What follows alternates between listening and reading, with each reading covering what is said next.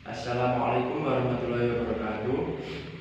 Alhamdulillahirrahmanirrahim. Wassalatu wassalamu ala asyrofil anbiya'i wal mursalin Sayyidina wa maulana Muhammad wa ala alihi wa sahbihi wa barik wa sallim ajma'in. Amma ba'd. Yang saya hormati Akh Budi selaku dosen pengampu dari mata kuliah Filsafat Pendidikan Islam, dan terlebih juga teman-temanku yang saya cintai serta saya banggakan.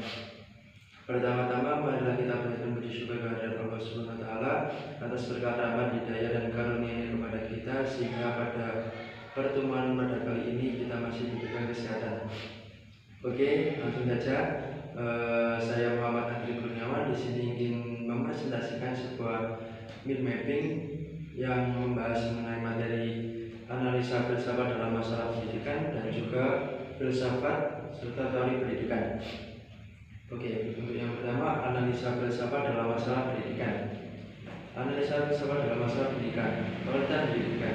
Pendidikan adalah bagian penting dari hidup dan kehidupan manusia, yang dimana keduanya itu saling berkaitan.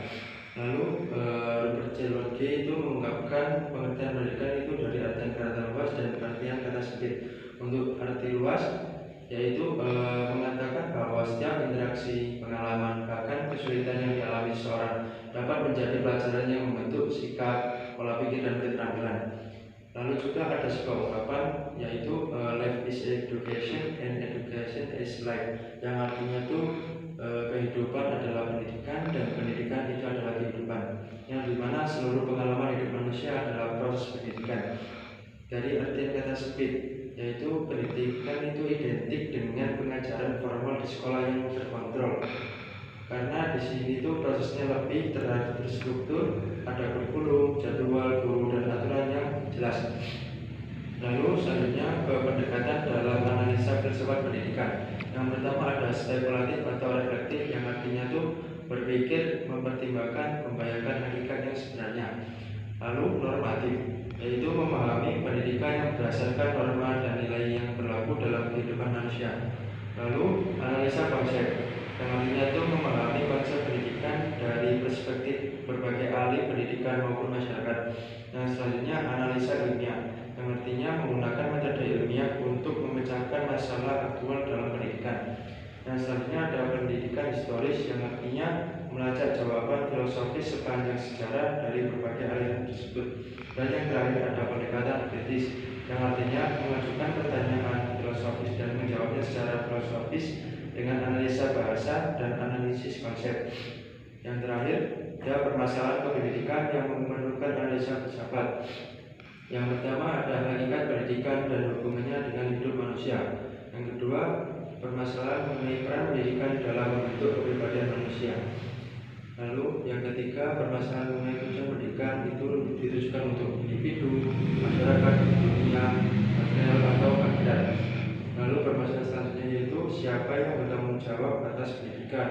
Jadi yang bertanggung jawab di sini itu adanya keluarga, masyarakat, dan sekolah.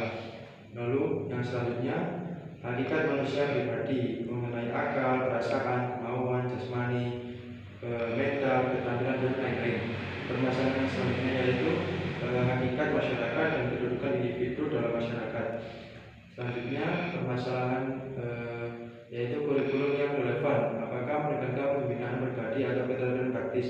Permasalahan yang selanjutnya mengenai metode pendidikan yang efektif untuk mencapai tujuan ideal.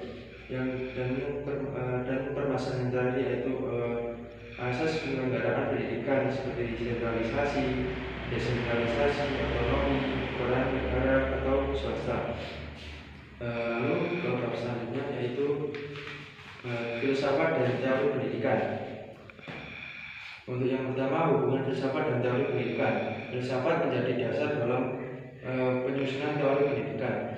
Lalu aliran filsafat tertentu seperti idealisme, realisme, materialisme, dan lain-lain itu mempengaruhi bentuk dan cetak teori pendidikan.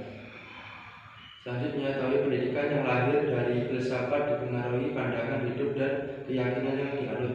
Selanjutnya, fungsi filsafat dalam pendidikan.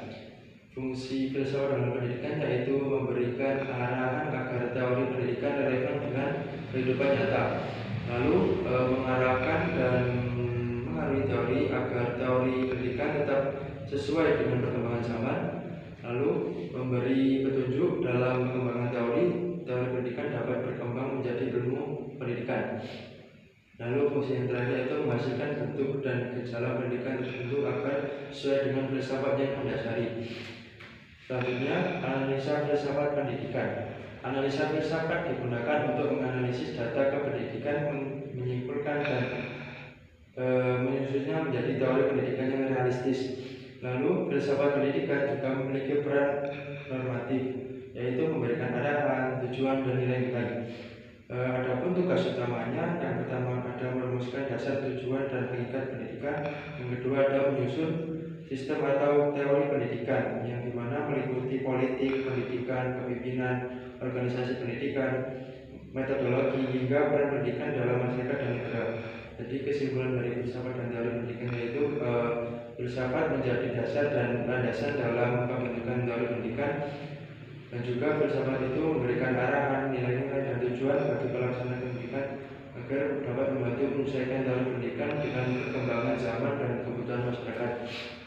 Cukup sekian presentasi dari saya. Apabila ada kesalahan kata dari presentasi tadi, saya minta maaf sebesar-besarnya. Terima kasih. Wassalamualaikum warahmatullahi wabarakatuh.